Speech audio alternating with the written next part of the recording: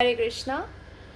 Shrimad Bhagavatam canto 1 chapter 2 श्लोक number 33 और 34 हम पढ़ने जा रहे हैं। पहले 33 श्लोका पढ़ेंगे। असो गुणामयैर्भावैर्भूतसूक्ष्मेन्द्रियात्मभिः स्वनिर्मितेषु निर्विष्टो भुङ्क्ते भूतेषु तद्गुणान्।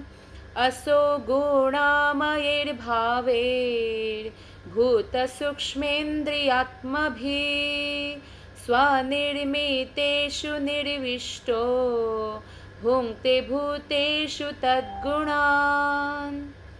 अनुवाद और तात्पर्य श्रील प्रभुपाद के द्वारा। श्रील प्रभुपाद की जय। अनुवाद। परमात्मा भौतिक प्रकृति के गुणों से प्रभावित अपने द्वारा उत्पन्न जीवों के शरीर में प्रवेश करते हैं और उन्हें सूक्ष्म मन के द्वारा इन गुणों के प्रभावों का भोग करने देते हैं। तो परमात्मा जो भगवान कृष्ण का ही स्वांश विस्तार है, स्वांश अवतार है, तो क्षीरोदकशायी विष्णु वो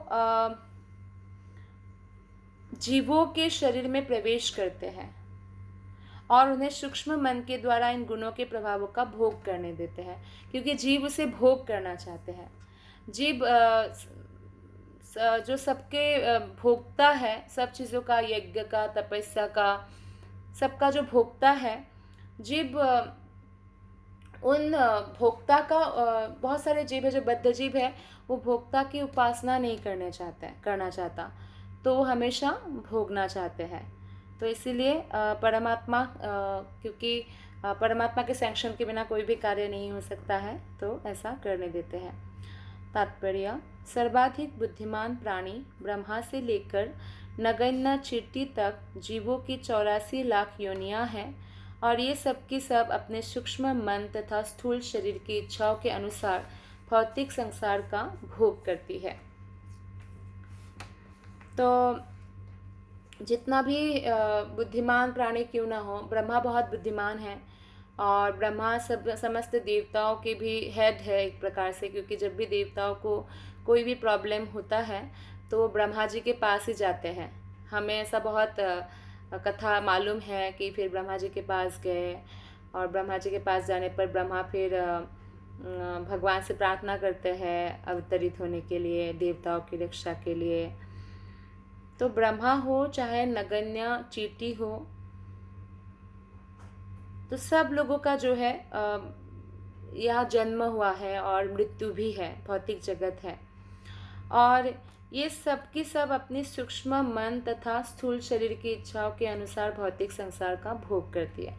स्थूल शरीर है जो हमारा शरीर, जो हमें दिखाई दे रहा है आईने में, पृथ्वी, जल, अग्नि, वायु, आकाश से बना हुआ हमारा शरीर, और मन जो हमारा एक प्रकार से ये सॉफ्टवेयर जैसे होता है। शरीर इंद्रियों का भी जो है राजा है मन। मन बहुत दुर्दम्य है। अगर किसी ने मन को संयमित कर लिया है तो वो बहुत ही आसानी से समस्त इंद्रियों पर जो है कंट्रोल कर सकता है। इसलिए मन का बहुत महत्वपूर्ण रोल है। स्थूल शरीर सूक्ष्म मन की परिस्थितियों पर आधारित है और इंद्रियां जीव की इच्छा के अनुसार उत्पन्न की जाती है। तो भगवान परमात्मा रूप में जीव को भौतिक सुख प्राप्त करने में सहायक बनते हैं, क्योंकि जीव कोई भी भौतिक सुख प्राप्त करने में पूर्णतया अक्षम है। एक्चुअली जीवात्मा जो है परमात्मा के बिना कुछ भी नहीं कर सकते। तो इसीलिए हम देखते हैं कि भगवान जो है सहायक बनते हैं जीवों का इच्छाओं को पूर्ति करने में। तो वो इच्छा करने वाला है और भगवान उसे पूरा करने वाले हैं। आशय यह है कि सारे जीव भगवान के अंश हैं, अतएव भगवान से अभिन्न है, भगवान से अलग नहीं है। भगवान से ही जो है जीवात्माओं का उत्पत्ति हुआ है और समस्त सभी चीज़ों का उत्पत्ति भगवान से ही हुआ है। तो भगवान के अंश है। तो भगवत गीता में भगवान ने विविध शरीरधारी जीवों को अपना पुत्र कहा है। तो जैसे मनुष्य को हम देखें, मनुष्य में जो बुद्धि है वो बहुत विकसित बुद्धि है। तो वो लोग चाहे तो भगवान के बारे में जिज्ञासा कर सकते हैं, भगवान को प्राप्त कर सकते हैं, भगवान के प्रेम को प्राप्त कर सकते हैं। तो बाकी प्राणियों में ऐसा चेतना विकसित नहीं है। उन बुद्धि तो उनमें भी है। जैसे आपने देखा होगा, कई बार अगर बिल्ली कोई पालता है या है बिल्ली बाहर आपके आसपास घर के, तो अगर आपने दूध भी ढक के रखा है तो बिल्ली चुपचाप कब दूध पी के जाती है पता ही नहीं चलता। यानी बुद्धि है बिल्ली के पास भी। कुत्ते के पास भी, एक कुत्ता को ट्रेन करते हैं तो वो कितना कुछ कर लेता है, हाथी को ट्रेन कर सकते हैं। तो इस प्रकार से बुद्धि तो है, लेकिन उतना विकसित बुद्धि नहीं है जितना मनुष्य का है, जिसे मनुष्य जिज्ञासा कर सकते हैं। तो इसीलिए मनुष्य एक प्रकार से सभी जीवों का, जितने भी जैसे दूसरे दूसरे शरीरधारी जीव है, मान लीजिए कुत्ता है, बिल्ली है, कोई जानवर है, पक्षी है, चींटी है, तो इन सब के एक प्रकार से बड़ा भाई की तरह हुआ। तो मनुष्य को खुद भक्ति करना चाहिए, और इस प्रकार अगर वो भक्ति करते हैं और फॉर एग्ज़ाम्पल उन्होंने एक सबसे निकृष्ट जन्मों में जैसे आता है वृक्षों का, अत्यंत तमोगुणी लोग जो है वृक्ष बनते हैं। तो मान लीजिए कोई वृक्ष में फूल खिला है सुगंधित, तो मनुष्य है तो वो सुगंधित फूल लाके वहाँ से तोड़कर कृष्ण को अर्पित किया, तो उस जीवात्मा जो वृक्ष के शरीर में है उसको भी लाभ पहुँचा। इसीलिए हमारे जो है शास्त्र में बताया गया है, कृष्ण कहते हैं भगवद गीता में, पत्रम पुष्पम फलम तोयम। तो अगर हमने पत्र भी दिया, जैसे भगवान को साग भी बना के हम खिलाते हैं, तो उससे वो जो जीवात्मा था उसको लाभ हो गया। या हम जैसे एप्पल या केला या अंगूर या लीची या जो भी फल खिलाते हैं, भगवान को खिलाते हैं, मतलब भोग लगाते हैं, बाद में तो हमें प्रसाद रूप में मिल ही जाता है।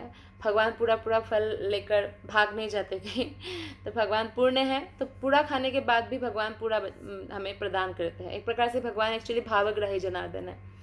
तो इस प्रकार वो प्रसाद में परिवर्तित हो जाता है। तो इससे क्या होता है, मनुष्य ने ऐसा किया तो जो जिसमें एप्पल लगा हुआ था और जिसमें अंगूर, उस वृक्ष को, उस तरु तृण सबको लाभ मिलता है ना। जैसे पुष्प हम खिंच कर सकते हैं ऐसा, या जैसे कुत्ता बिल्ली या जो भी सड़क पे भी जानवर है तो उनको हम प्रसाद खिला सकते हैं। तो इस प्रकार से हम कल्याण कर सकते हैं। हरिनाम कीर्तन जब निकलता है सड़कों पर, तो सारे वृक्षों को, सारे जितने भी आपके घर में भी अगर कीर्तन होता है तो घर में भले ही कोई ककरोच छुपा हुआ हो, चूहा छुपा हुआ हो या चींटी हो, सबको लाभ पहुंचता है। तो मनुष्य इस एक प्रकार से बड़ा भाई है और उनको किसी को हानि नहीं पहुंचाना चाहिए, बल्कि सबको लाभ पहुंचाना चाहिए, क्योंकि वो जैसे एक बड़े भाई का ज़्यादा रिस्पॉन्सिबिलिटी होता है ना। तो भगवान जो है सबको अपना पुत्र कहा है, शरीरधारी जीवों को कृष्ण ने कहा है, मैं ही माता धाता पितामह हूँ। पुत्रों के सुख एवं दुख परोक्षतः पिता के भी सुख एवं दुख होते हैं, तो भी पिता पुत्रों के सुख दुख से प्रत्यक्षतः प्रभावित नहीं होता है। तो जैसे पुत्र दुख में है तो पिता को बहुत दुख होता है,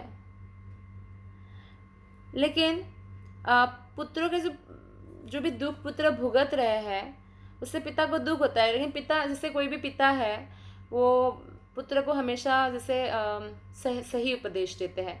जैसे फॉर एग्जांपल कोई भी मान लीजिए स्त्री पुरुष में भी जैसे गांधारी थी तो धृतराष्ट्र को सलाह देती थी कि ऐसा मत करो, लेकिन वो मानना न मानना फिर आगे वाले व्यक्ति के ऊपर निर्भर करता है। तो पुत्र नहीं मानते और दुख में चला जाता है तो पिता को बहुत दुख होता है। इस प्रकार जो है भगवान ने हमें भागवतम दिया है, श्रीमद् भागवत गीता दिया है, और इसको मानना नहीं मानना जो है ये आगे हमें देखना है। नहीं मानेंगे तो हमारा लॉस है, हम दुख में चले जाते हैं। भगवान इतने दयालु हैं कि जीव के साथ परमात्मा रूप में हमेशा रहते हैं और जीव को हमेशा वास्तविक सुख के प्रति प्रेरित करता है। तो इसलिए हमें ये भागवत गीता भागवतम का अध्ययन करना चाहिए, श्रवण करना चाहिए, और हमें जो वास्तविक सुख है, आध्यात्मिक जीवन जीकर कृष्ण प्रेम को प्राप्त करने का प्रयास करना चाहिए। 34 श्लोका में बताया गया है, ये 34 श्लोका ये अध्याय 2 का अंतिम श्लोक है। भावयते स सत्त्वेन लोकान् वै लोकभावनः लीलावतारनुरतो देवतिर्यं नरादिषु भावयत्येष सत्त्वेन लोकान् वै लोकभावनः लीलावतारनुरतो देवतिर्यं नरादिषु। इस प्रकार सारे ब्रह्मांडों के स्वामी देवताओं, मनुष्यों तथा निम्न पशुओं से आवासित सारे लोकों का पालन पोषण करने वाले हैं। वे अवतार ग्रहण करके सतोगुण में रहने वालों के उद्धार हेतु लीलाएं करते हैं। तो पालन पोषण हम सोचते हैं कि हम किसी का पालन पोषण कर रहे हैं, एक्चुअली स्वयं भगवान ही सबका पालन पोषण कर रहे हैं। भले ही कोई देवता हो या कोई मनुष्य हो या कोई निम्न पशु हो, सबका पालन पोषण कृष्ण ही करते हैं। ये तो हमारा मिथ्या अहंकार होता है कि हम नहीं होंगे तो क्या हो जाएगा, या हम नहीं होंगे तो शायद ये दुनिया रुक जाएगी। ऐसा कभी नहीं हुआ है। भगवान के सभी जीवात्मा पुत्र है, अंश है, बच्चे हैं भगवान के। तो भगवान सबका पालन पोषण करते हैं। यहाँ तक कि जो भगवान को गाली देते हैं ना, जो नास्तिक है, उनका भी पालन पोषण करते हैं। असुरों का भी पालन पोषण भगवान ने किया है। माता, जैसे आप माता का उदाहरण लीजिए, अगर 2 बच्चा है तो एक बहुत नालायक, यानी नालायक मतलब माता की कोई बात नहीं मानता, और एक बहुत लायक, यानी माता की बातों का, आज्ञाओं का पालन करते हैं। फिर भी माता दोनों का ही पालन पोषण करती है। ऐसा नहीं है कि जो है उसको घर से निकाल देती है ना। तो भगवान श्री कृष्ण हमारे माता, धाता, पितामह हैं। वो सबका पालन पोषण करने वाले हैं। वे अवतार इसलिए ग्रहण करते हैं ताकि जो भी व्यक्ति सत्वगुण में है उनके उद्धार हो सके, वो सत्वगुण से ऊपर उठ सके। इसलिए वो लीलाएं करते हैं, और उन लीलाओं को श्रवण कर करके, सुन सुन के हम भगवत धाम जाने के अधिकारी बनते हैं, यानी हम दूषित चेतनाओं से मुक्त होते हैं। जब हम भौतिक लोगों के विषय में बहुत श्रवण करते हैं ना, जैसे आजकल खासकर जो न्यूज़ चैनल बहुत ज़्यादा सुनते हैं, तो आप देखेंगे आपके सबकॉन्शियस माइंड में बहुत इनपुट चला गया, और इसके कारण आपको कई बार हो सकता है बुरा स्वप्न आए, या बुरा विचार आए, या नेगेटिव थॉट्स आए, एंग्जाइटी हो, हताशा हो, निराशा हो। ये इसी के फलस्वरूप होता है कि हम क्या इनपुट दे रहे हैं दिमाग को। लेकिन अगर हम इनपुट दिमाग को सिर्फ कृष्ण कॉन्शियसनेस देंगे, भागवत श्रवण करेंगे, भगवत गीता का श्रवण करेंगे, तो हमारा जो चेतना है वो प्रदूषित नहीं रहेगा, शुद्ध हो जाएगा। और शुद्ध चेतना धारण करने वाले हमेशा ही प्रसन्न रहते हैं, स्थिति चाहे कुछ भी हो। तो हमें उसमें एक्सपर्ट बनना है कि हम कैसे अपने शुद्ध चेतना को बरकरार रख सकें। इस श्लोक के तात्पर्य में श्रील प्रभुपाद जी बताते हैं, ब्रह्मांड अनेक है और प्रत्येक ब्रह्मांड में असंख्य लोक है, जिसमें विविध गुणों वाले नाना कोटि के जीव निवास करते हैं। तो ब्रह्मांड बहुत सारे हैं, और हर ब्रह्मांड में एक एक ब्रह्मा है। तो हमारे ब्रह्मा तो बहुत छोटे ब्रह्मांड के मालिक हैं, इसलिए हमारे ब्रह्मा के पास सिर्फ 4 ही जो है मस्तक है, हेड, 4 हेडेड ब्रह्मा। लेकिन बाकी लोगों ब्रह्मांड बहुत बड़े बड़े हैं। तो एक बार क्या हुआ, जब भगवान श्री कृष्ण हमारे ब्रह्मांड में अवतरित हुए और द्वारिका में वो लीला कर रहे थे, तो एक बार हमारे जो ब्रह्मांड के ब्रह्मा जी हैं वो ब्रह्मलोक से उतर कर आते हैं, पृथ्वी में द्वारका में जाते हैं और कृष्ण से मिलने की इच्छा प्रकट करते हैं। तो द्वारपाल उनको पूछते हैं कि आप कौन हैं, क्या बोले हम कृष्ण को कि कौन आए हैं। तो ब्रह्मा ने बोला, आप बोलना ब्रह्मा आए हैं। तो ठीक है, द्वारपाल ने जाके कृष्ण को कहा। तो कृष्ण ने पूछा, कौन से ब्रह्मा। तो फिर बाहर आके द्वारपाल ने पूछा, आप कौन से ब्रह्मा हैं। तो ब्रह्मा को बहुत बुरा लग गया, दुख हो गया कि भगवान मुझे नहीं पहचाने। फिर बोलना सनत कुमार, सनातन जो है इनके जो पिता है ना, वो 4 कुमार, उनके वो ब्रह्मा है, वो ब्रह्मा आए हैं, 4 कुमारों के पिता जो है। तो फिर भगवान कृष्ण ने उनको अंदर बुलाया, और अंदर गए तो ब्रह्मा जी क्या देखते हैं, भगवान कृष्ण ब्रह्मा की ही मीटिंग में थे, और वहाँ पे ब्रह्मा का ही सिर्फ 4 मस्तक था, बाकी सब ब्रह्मा का 100, 1000, लाख, ऐसे लाख लाख मस्तक वाले भी ब्रह्मा थे, क्योंकि बड़े बड़े ब्रह्मांड से आए थे ना। जितना बड़ा ब्रह्मांड उतना ज़्यादा ब्रेन्स। तो इस प्रकार से ब्रह्मा जी वहाँ बेहोश हो गए।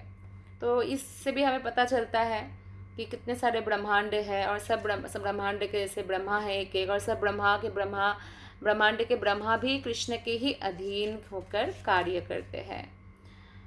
भगवान विष्णु इनमें से प्रत्येक लोक में और प्रत्येक जीव समाज में अवतार लेते रहते हैं। सारे ब्रह्मांड में कृष्ण अवतार लेते हैं।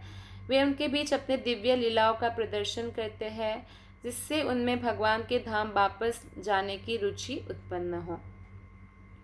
नहीं तो हम हमेशा इसी भौतिक संसार में रहना पसंद करेंगे, क्योंकि हमने भागवत धाम देखा नहीं है, भगवत धाम के बारे में सुना नहीं है, तो आकर्षण कैसे पैदा होगा। तो इसलिए भगवान स्वयं भगवत धाम से उतर कर इस धरातल पर आते हैं, ताकि हम भगवत धाम के बारे में कुछ हमें ज्ञान हो जाए, और भगवान के लीलाओं का गुणगान करके हम दूषित चेतनाओं से, अविद्याओं से मुक्त हो जाए, इसलिए आते हैं।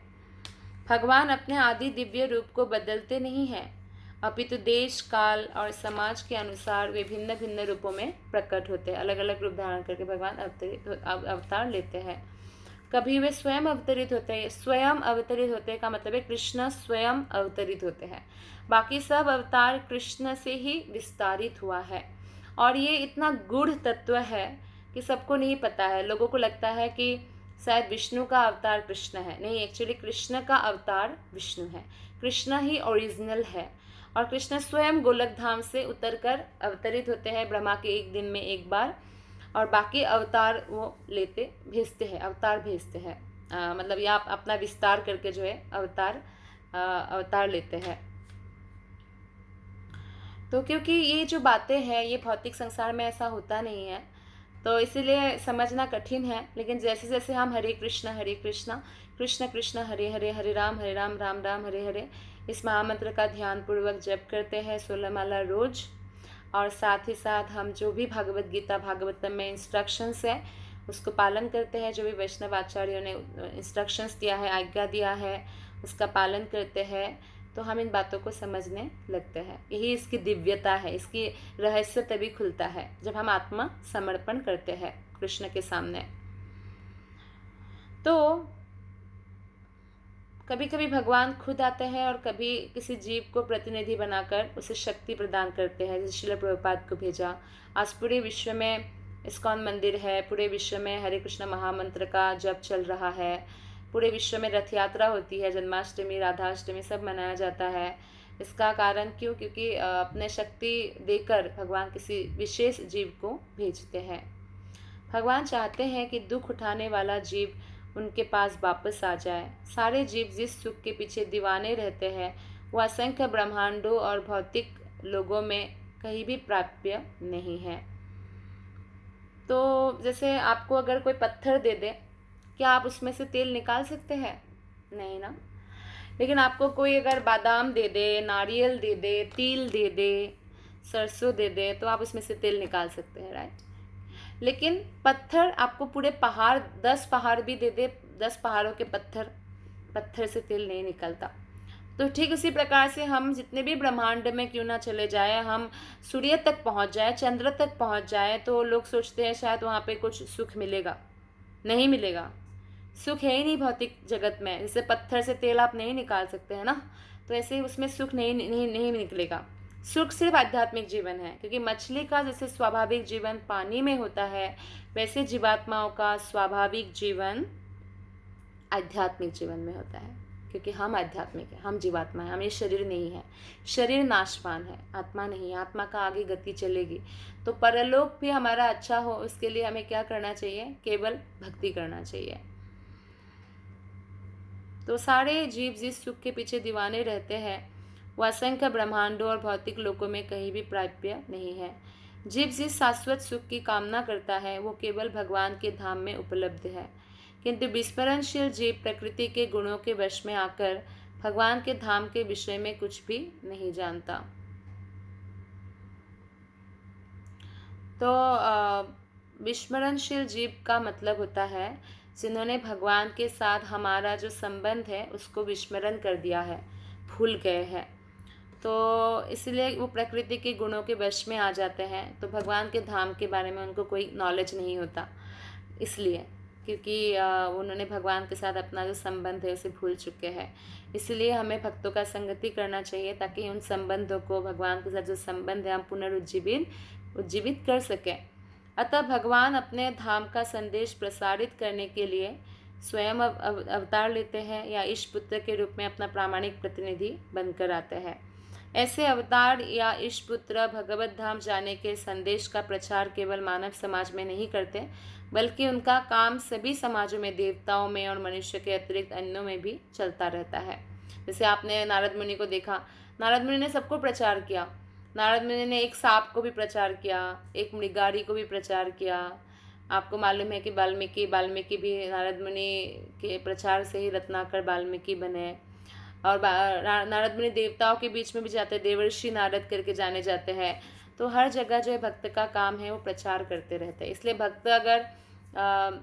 भक्त नरक नहीं जाते, लेकिन अगर वो किसी विशेष कार्य से, प्रचार कार्य से नरक जैसी जगह पर भी जाते हैं तो वो उनके लिए वैकुंठ ही होता है, क्योंकि वहाँ पे भी वो कृष्ण भक्ति का ही प्रचार करते हैं। बाकी लोगों के लिए वो नरक हो सकता है क्योंकि वो हमेशा कृष्ण भावना में रहते हैं। तो इस प्रकार श्रीमद् भागवत के प्रथम स्कंद के अंतर्गत दिव्यता तथा दिव्य सेवा शीर्षक द्वितीय अध्याय का भक्ति वेदांत तात्पर्य पूर्ण हुआ। धन्यवाद। हरे कृष्ण।